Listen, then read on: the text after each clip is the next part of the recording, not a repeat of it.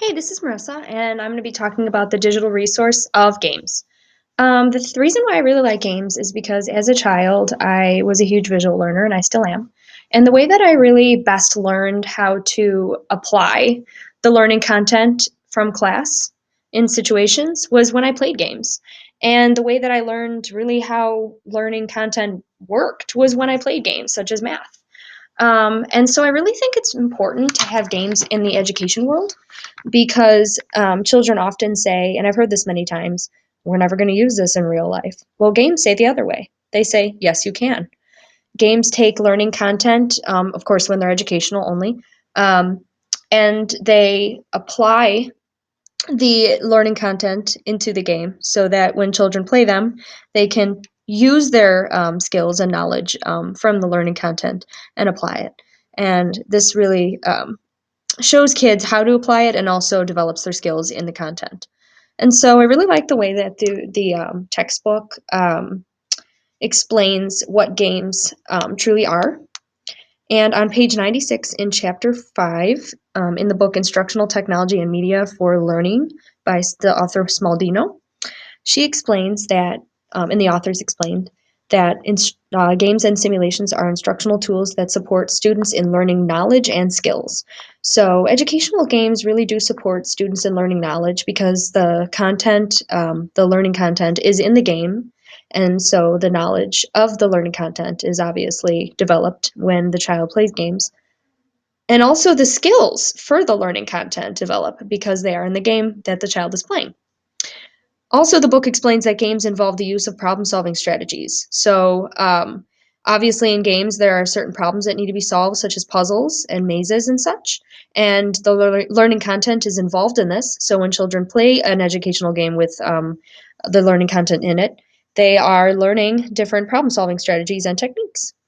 Another thing that the book explains is that educational games are not just computer games. They're also in mobile apps and simulations. The book also explains that simulations are games that are involved in real life situations.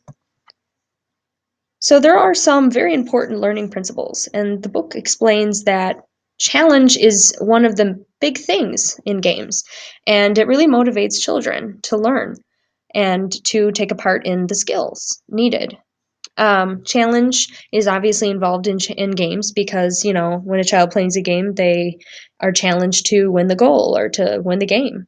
And so when the learning content is involved in the game and they're challenged to win this educational game, they're using the learning content in the game, and they're pretty much, you know, required to use these skills in order to win the game. And so that really is important, and that really increases their skills.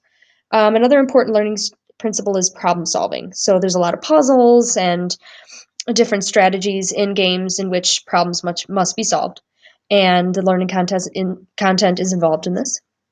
Another important learning principle is performance related to competency. It helps children to be more competent in their learning of the material and in their skills. Another important learning principle is that games provide learners multiple opportunities to practice solving structured problems. So, multiple opportunities means different levels, different subjects, different themes, different games within a game. And these different opportunities really help the child to solve structured problems, such as math problems. And it helps them do so in various themes, subjects, and levels. Another important learning principle is that games are complex. They require higher order thinking in order to solve problems, in order to use the skills learned in class to solve problems, and thus applying the content learned in class in order to figure out different problems. And this requires logical thinking, and thus logical thinking is developed and is grown. Another thing the book explains is that games are an extension of learning the content. So after the lesson is taught in class, teachers often or sometimes give a game to children, a computer game that will have the learning content in it. And this helps children to extend their learning of the content in class and to apply the skills. And that's our actual next bullet point, is applying the skills. Games help apply and practice knowledge learned in school. So not only are they learning it in class, but they're also having the opportunity to take the material they learned and know how to apply it into a situation, such as a problem-solving strategy or a system. And it helps them to practice those skills. Another purpose of games is that it engages the students in learning material. It's fun, you know. Games are really great, and every kid likes them. So it helps them to be engaged to the material because it's in the game that they're enjoying, and thus they're starting to enjoy the learning material and really understand it more. And that's awesome. Another purpose of games is that they engage self-monitoring and evaluation. Obviously, in a game, you have to self-monitor whether you are getting certain levels right and doing things right. And if the learning material is involved in this, you have to self-monitor whether you know the material in order to get to the next level. Thus, you're developing your skills in the learning material in order to win the game. So I have 3 examples of games, educational games, and the first one is called Free Rice, and it is for the subject of Spanish. There's different subjects that you can have, and this is from freerice.com, and it is created by the World Hunger Program.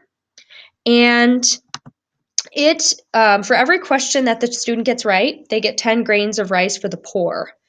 And this is super awesome because it motivates kids to practice the language, because who doesn't want to give food to the poor? And you can also use other subjects, as I have said. And I used this in Spanish when I was little. And for this, they have a Spanish vocab word at the top, and then you'll have different English multiple choice words that you think would maybe mean this, and then you choose which one you think it is. And there's also a visual aid at the right side right here. So every time you get a point, you get 10 grains of rice for the poor. And obviously I did 5 levels so far, so I have 50 grains of rice. But just seeing this really motivates kids to keep trying to get more points because they're like seeing their points visually right there. That's pretty cool. And it motivates them to get more. So I'm thinking this is not team, island. La isla. El elefante. That's elephant. El caso. So yeah, it shows like different stuff like that, and it's really interesting. And so the next game that we're going to be looking at, oh, and also that develops your Spanish skills, by the way. I thought that was pretty cool. The next thing we're going to be looking at is thinking blocks. And thinking blocks are a math game that teaches addition and subtraction. It's in mathplayground.com, and it's for 3rd grade, and it's about addition and subtraction, obviously. And it shows hold apart, so the children literally match the blocks to add up to the whole part, and they put different numbers around the blocks to symbolize what the blocks represent. And they're a visual aid of mathematical concepts, and they engage children to math problems. And I think they're great for visual learners too. So this is the site, and I'm going to click start.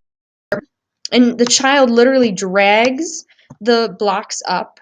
And there's even a word problem at the top. So this one says Jada had some songs on her MP3 player. On Saturday, she downloaded 4 songs. Now Jada has 11 songs. How many songs did she have at first?